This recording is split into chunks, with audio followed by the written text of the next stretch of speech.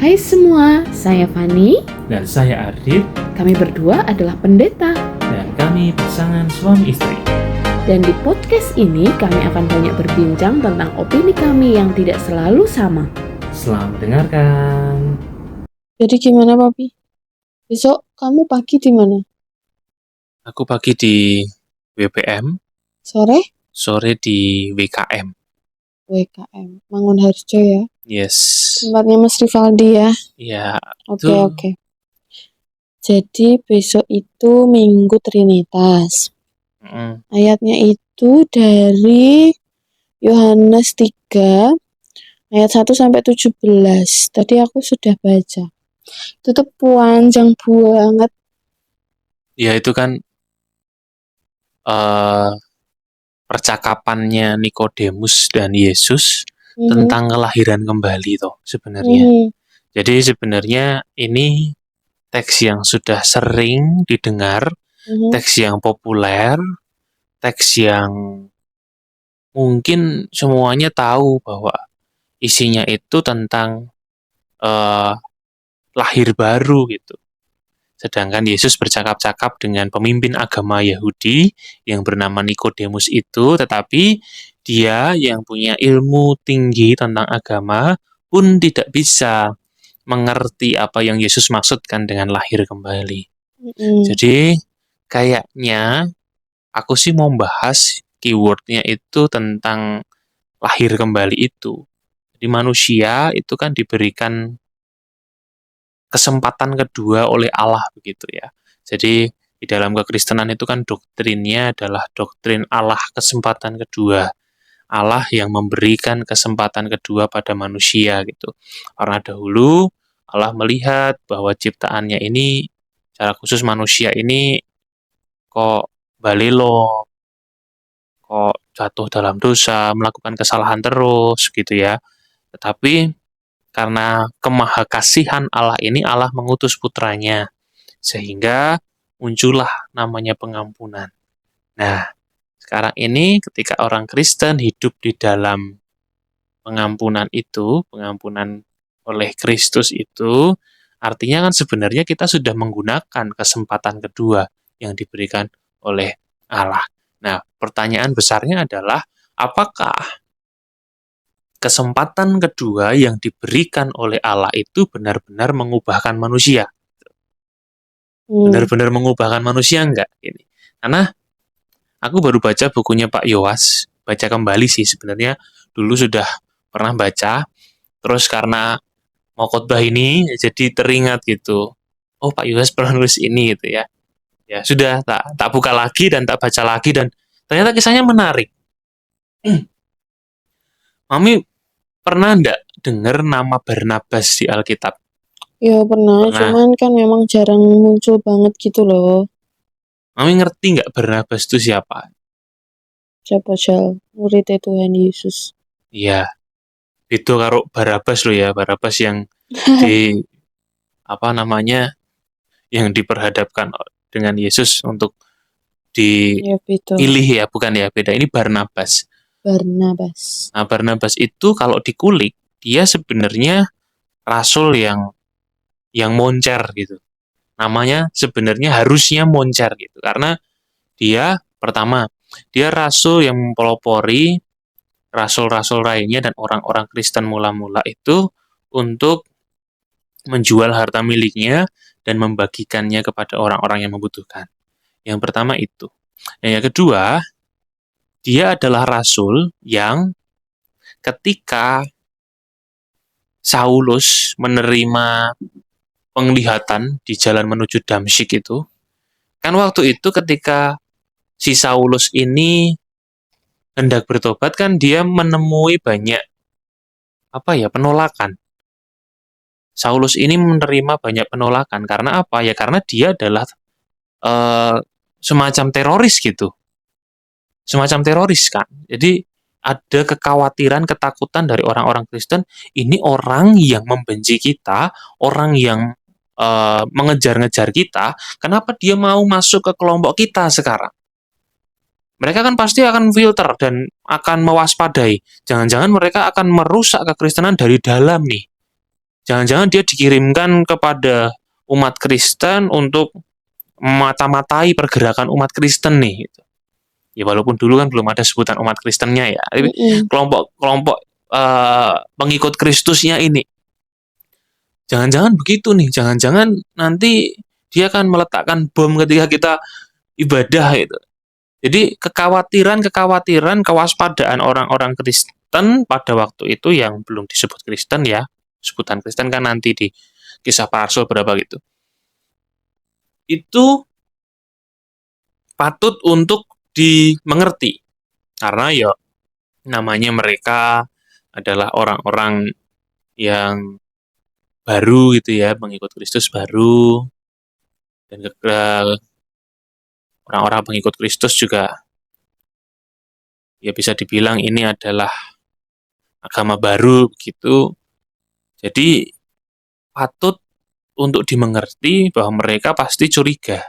Kenapa kok ada orang yang mereka mungkin sebutnya sebagai teroris begitu karena meneror orang-orang Kristen masuk ke dalam kekristenan.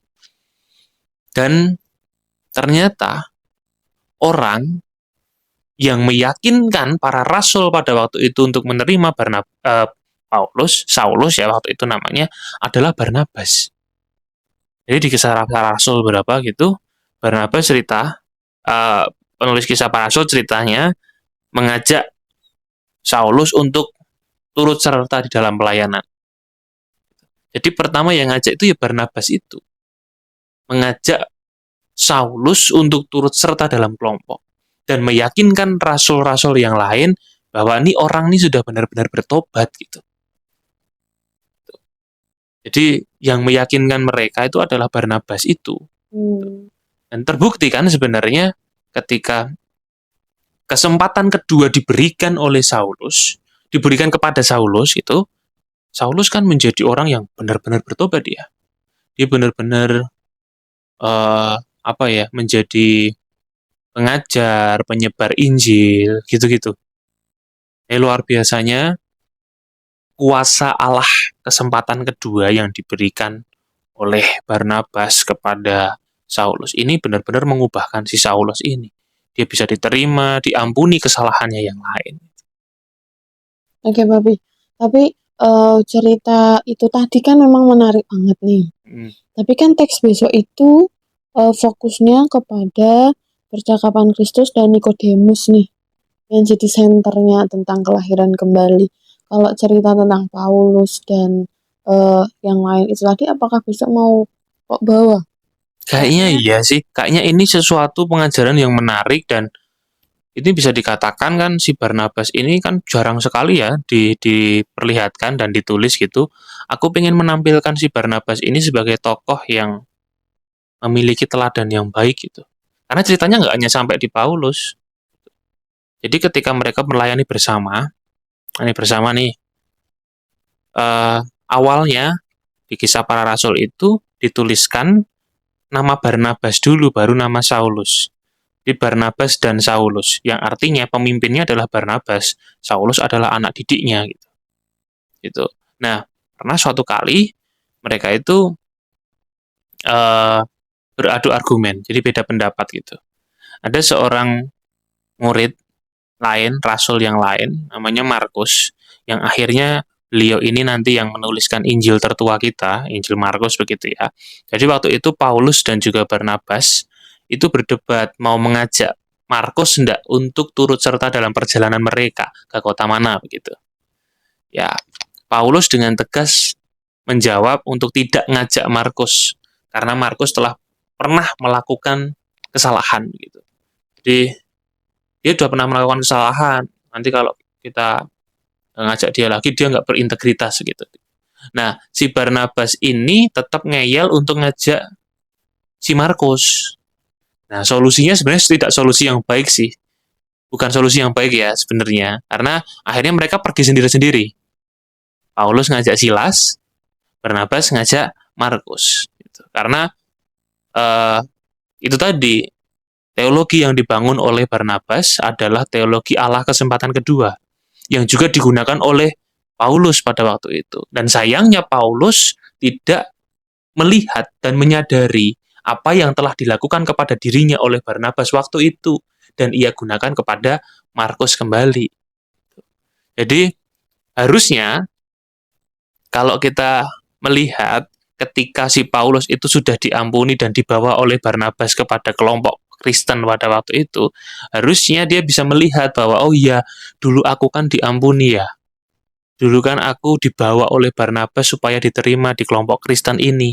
Tetapi ini ada orang yang juga sudah pernah melakukan kesalahan begitu, ya harusnya kan tak tolong ya. Kan harusnya dia berpikir begitu.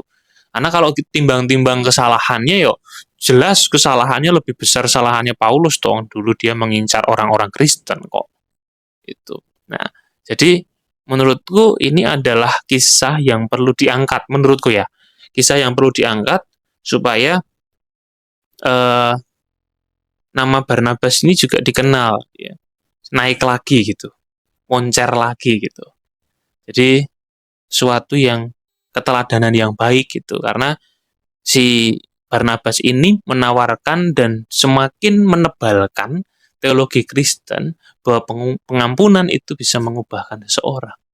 Terbukti kan ketika dia mengampuni si Paulus, Paulus bertobat menjadi rasul yang paling moncer gitu namanya. Dan begitu pula ketika dia mengampuni Markus, kita bisa melihat juga Markus juga berkarya menghadirkan Injil tertua kita sekarang, Injil Markus itu kan tulisannya dia. Oke. Gitu. Jadi ceritanya tuh sebenarnya menarik. Cuman kalau Papi bisa mau bawa di khotbah sih ya nggak apa-apa ya. Cuman kalau aku kayaknya cerita yang tentang Paulus dan rekan-rekannya itu tadi kayaknya nggak perlu dimasukkan karena takutku nanti jemaat tuh jadi banyak nama tokoh yang mereka jadi pusing sendiri. Ini ceritanya sebenarnya tuh fokusnya di mana sih gitu. Jadi tapi nggak apa-apa kok besok kalian mau bawa itu. Tapi kita di sini selarasnya adalah kita mau membawakan tentang kesempatan kedua. Jadi tentang gimana teologi Kristen itu selalu menghadirkan yang namanya pengampunan dan kesempatan kedua nih Pak.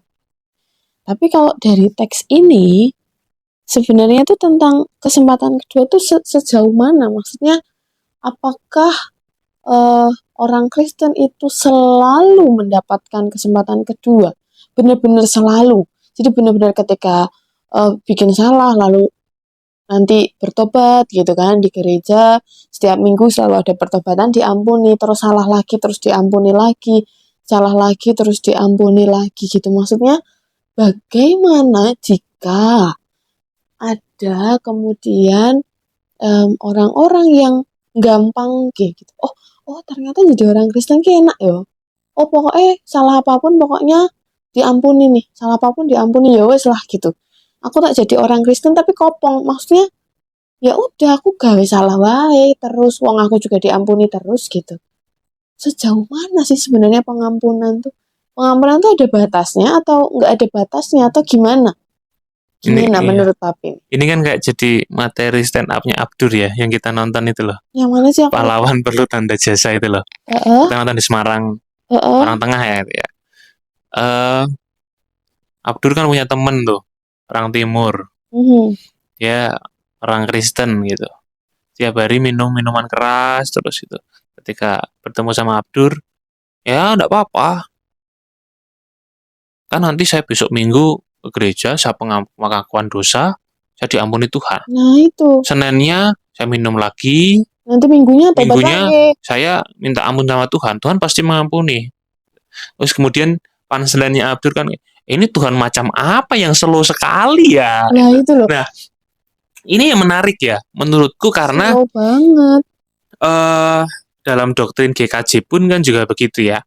Ada yang disebut Sih Rahmat tumampang ing Sih Rahmat. Artinya setiap pengampunan itu akan selalu ada. Setiap waktu gitu. Tetapi menariknya juga PPA kita, pokok-pokok ajaran gereja kita menuliskan tentang sering kali menggunakan kata ini. Mungkin selalu menggunakan kata ini ya, yaitu cedera manusiawi. Cedera manusiawi. Ya. Oke. Ya.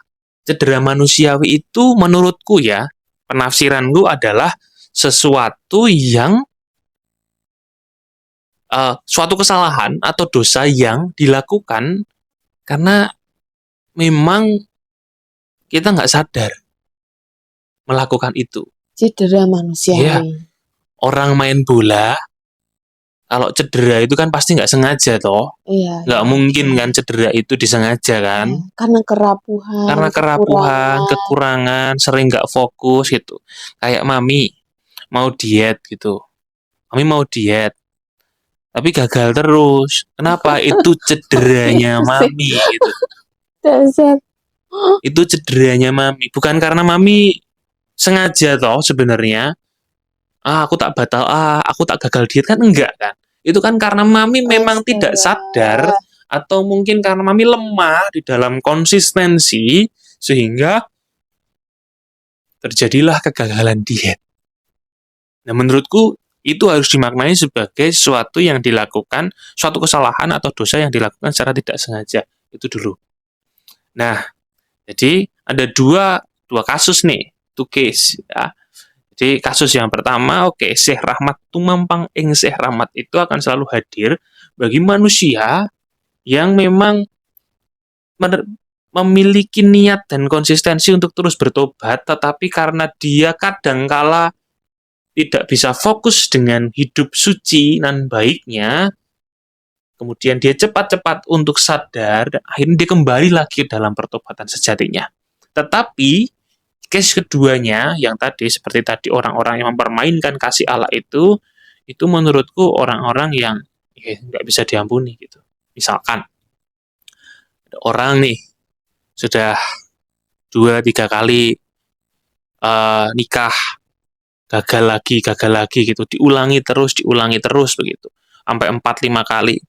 Ada satu gereja yang kemudian malas untuk menikahkan karena tahu bahwa dia ini mencobai Allah gitu. Jadi menurutku ini menjadi catatan penting bagi kita bahwa otoritas tertinggi untuk menentukan kamu bertobat atau tidak, kamu sungguh-sungguh menjalani hidup barumu atau tidak, kamu sungguh-sungguh menjalani kesempatan keduamu atau tidak, itu otoritasnya ada di Allah. Oke, otoritas tertinggi. Otoritas tertingginya ada di Allah. Kamu benar-benar enggak. Tapi yang case kedua tadi, kalau ada orang yang sampai mempermainkan itu, artinya kan dia mempermainkan kasih Allah toh. Menurutku ini dosa yang tak terampuni deh.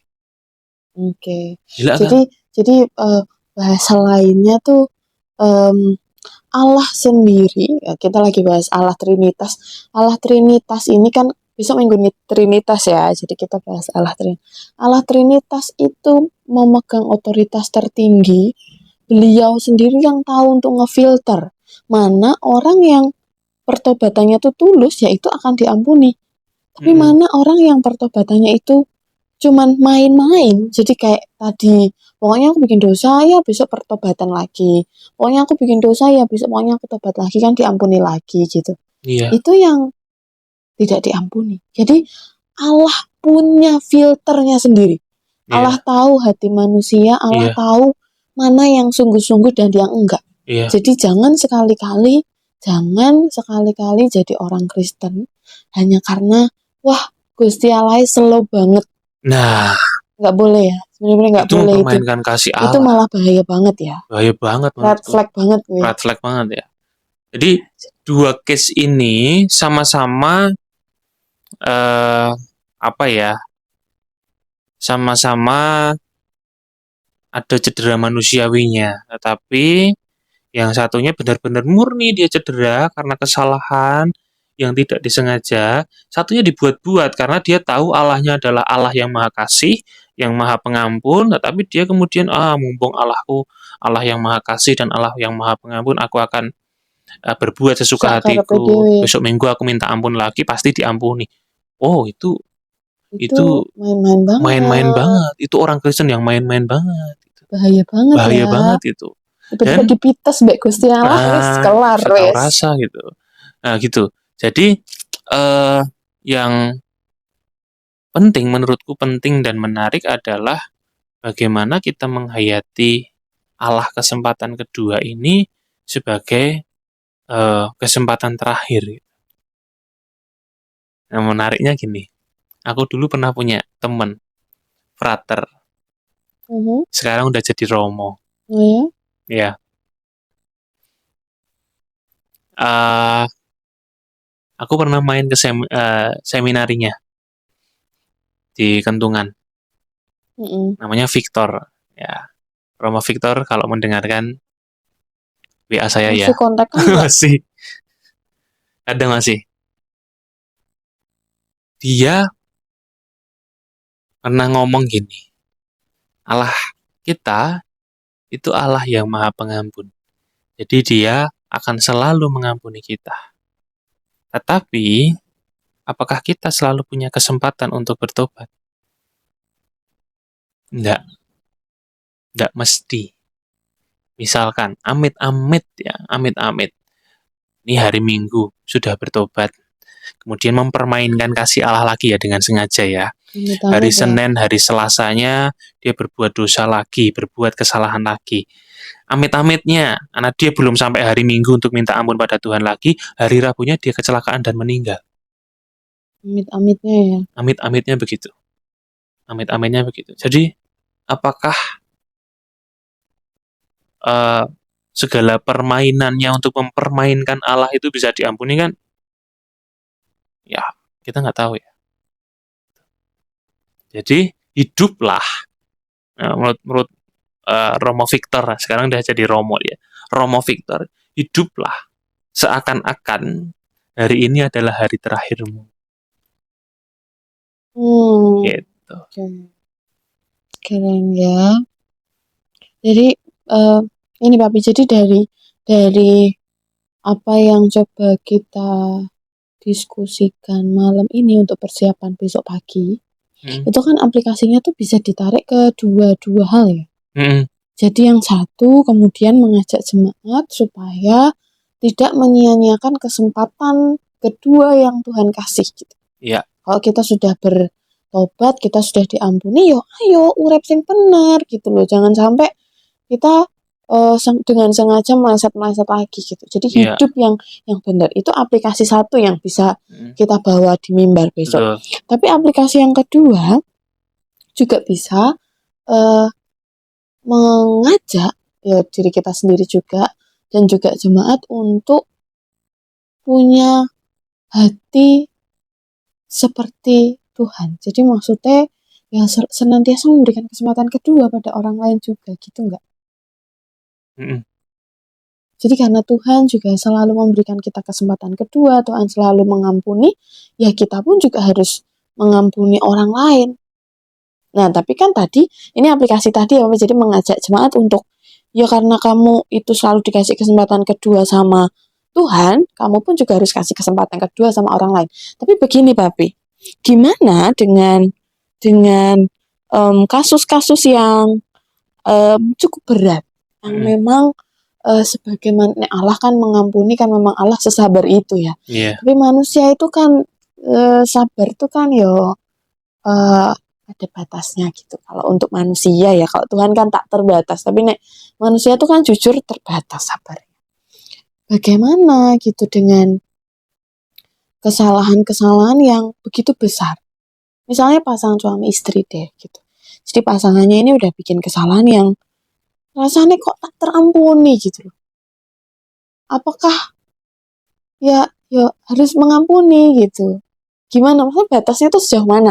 Apalagi kalau anak sekarang itu kan ada bahasa yang lagi sering mereka ucapkan ya di adik-adik remaja tuh cut off, Papi tahu cut off gak? Enggak, apa Pi? Cut off tuh cut kan potong, off tuh mati atau berhenti. Jadi gini, kalau kita punya temen yang nggak oke, kita punya temen yang toksik, kita punya temen yang nyebelin, pokoknya mengganggu hidup kita, menyerap energi kita, cut off baik gitu. Anak sekarang tuh begitu loh.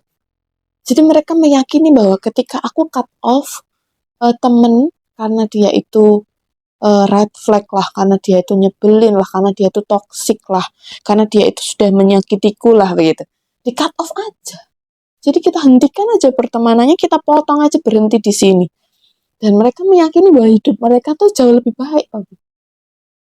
Karena sudah meng-cut off orang yang toksik ini nih gitu loh. Jadi maksudnya gimana? Bagaimana ngomong tentang pengampunan, bagaimana ngomong tentang kesabaran di generasi yang sekarang ini memang punya hobi baru yaitu cut off. Dan ternyata memang lebih gampang cut off daripada memberi kesempatan kedua gitu. Cut off kan enak, tinggal oh ini pokoknya nyebelin, aku cut off deh. Dan aku melanjutkan hidup baru. Ternyata itu lebih gampang loh daripada memberi kesempatan kedua. Iya, bagaimana mempromosikan teologi kesempatan kedua pada generasi yang enaknya cut off aja. Gimana menurut Papi? Apakah cut off itu akan selalu menyelesaikan masalah? Ketika dia berhubungan dengan orang, nggak cocok, cut off. Dia berhubungan dengan orang, nggak cocok, cut off. Hingga dia terasing sendiri. Belum tahu sih sampai sejauh itu ya, kayak kalau keseringan cut off tuh apakah terus kemudian merasakan kesendirian karena banyak teman yang di cut off. Aku nggak tahu, tapi generasi sekarang meyakini cut off itu adalah metode yang paling mujarab untuk mereka bisa ringan gitu hidupnya. Tapi menurutku, nggak tahu ya, mungkin akan ada suatu saat di mana orang yang sering cut off ini akan merasa terasing dari dunia luar. Karena dia akan motong-motong terus pertemanannya begitu. Jadi yang bisa tak tawarkan dengan teologi Allah kesempatan kedua ini kepada generasi masa kini adalah ketika kamu ada orang yang berbuat salah padamu, sekali ampuni, 2 kali ampuni. Ketika ia sudah kelihatan mempermainkan kasih dan pengampunanmu, oke, kamu bisa cut off dia. Oke, jadi karena otoritasnya ada di orang itu.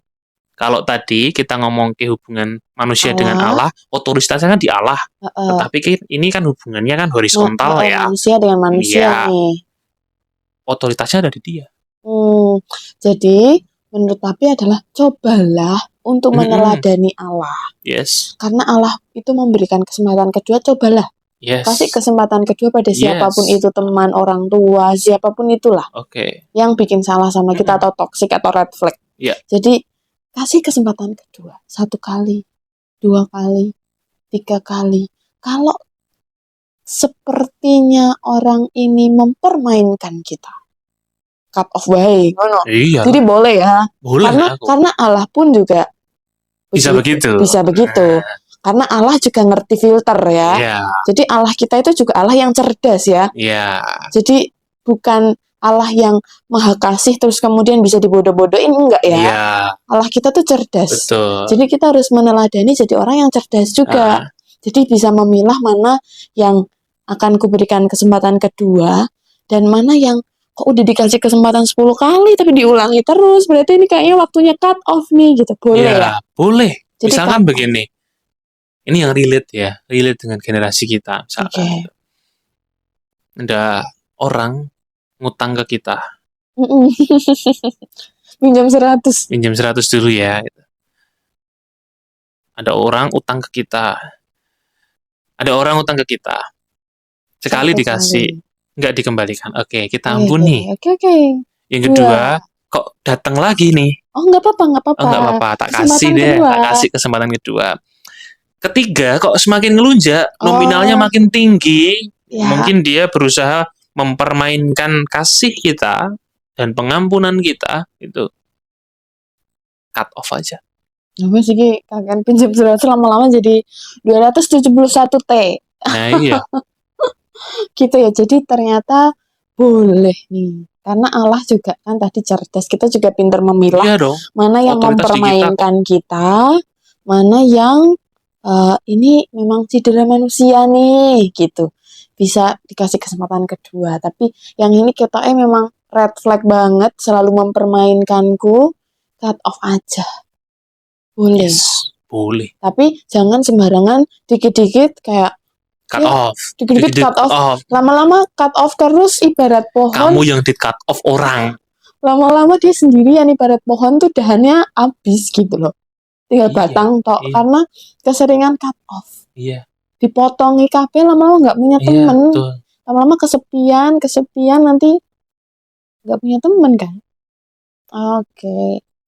Oke, Ya kayaknya cukup. perbincangan kita malam ini. Dan Kayaknya marilah cukup. Kita kita siap-siap siap-siap untuk besok pagi. Siapin semedi. baju, siapin semuanya. Menyiapkan diri dan istirahat. Karena besok kita butuh energi yang full untuk berdiri di mimbar yang panas itu. Yes. Oke. See you.